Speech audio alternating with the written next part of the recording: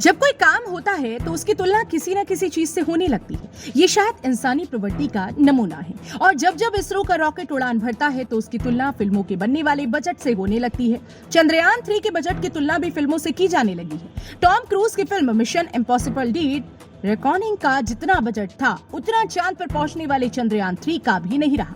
Mission impossible का budget 2386 crore रुपए था, जबकि चंद्रयान 3 का बजट करीब 600 करोड़ रुपए खर्च होने का अनुमान बताया जा रहा है।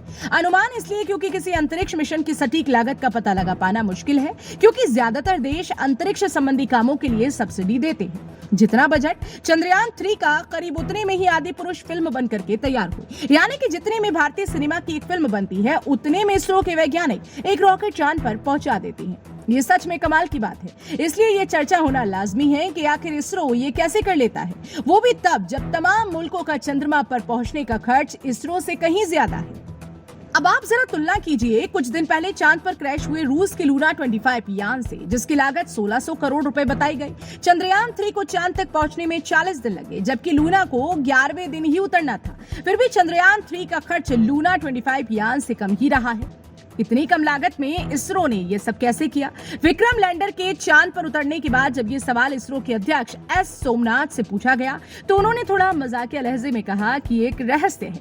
जब बाकी वैज्ञानिकों से यही सवाल हुआ तो उनका कहना है कि एक साइंस मिशन की तुलना दूसरे मिशन के साथ करना सही नहीं, क्योंकि सभी मिशन के काम अलग अलग होते हैं, तरीके अलग होते हैं, जरूरत अलग होती है। लेकिन इसरो कम लागत में अपने मिशन को कैसे अंजाम तक पहुंचाता है, इसका जवाब है स्वदेशीकरण, कुशलता और सस्ता मैन पावर, जो किसी और मुल्क में सब एक साथ ये नहीं मिलती।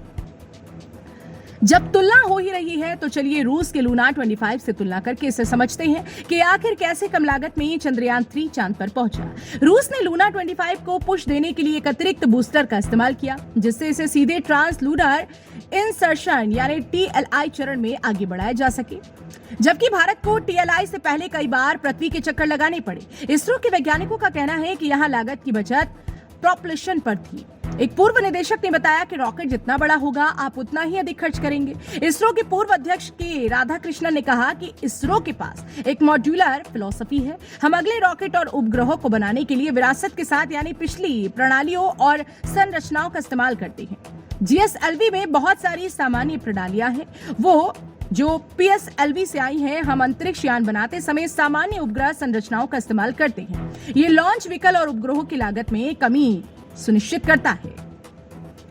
स्वदेशीकरण का क्या फायदा मिला? दूसरी वजह स्वदेशीकरण। इसरो का इस मामले में शानदार रिकॉर्ड रहा है। सोमनाथ ने पहले कहा था कि रॉकेट निर्माण में बहुत ज्यादा स्वदेशीकरण हुआ है। यहाँ PSLV के लिए तकरीबन 90% है।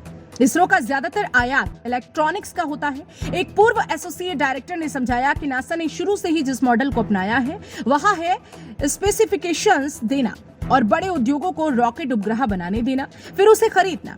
इसमें खर्च ज्यादा होता है। भारत में इसरो ज्यादातर चीजें खुद बनाता है और इंडस्ट्री का उपयोग वेंडर के रूप में किया जाता है।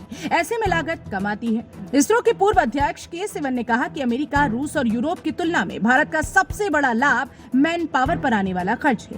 एक पूर्व निदेशक ने कहा कि ये एक विकसित देश में लागत का लगभग 10वां हिस्सा है। हमारे वैज्ञानिक और इंजीनियर भी किसी दूसरे देश की तरह ही प्रतिभाशाली हैं। सिवन ने कहा जिस तरह से इसरो टेस्ट करता है वह लागत बचाने में भी मदद करता है। पूर्व अध्यक्ष ने कहा जब परीक्षणों की बात आती है तो हम इष्टतम तरीका अपनाते हैं। एक पूर्व निदेशक ने विस्तार से समझाया कि हमारा परीक्षण बहुत सारी जोखिम विश्लेषण और सिमुलेशन के साथ किया जाता है। यूरोप में एक मोटर या इंजन को पास करने के लिए लगभग 8 टेस्ट किए जाते हैं। हम 2 टेस्ट पर उस स्थिति में पहुंच जाते हैं। ज्यादा हुआ तो 3 टेस्ट किए जाते हैं। इस तरह से हार्डवेयर लागत में बहुत पैसा बचता है।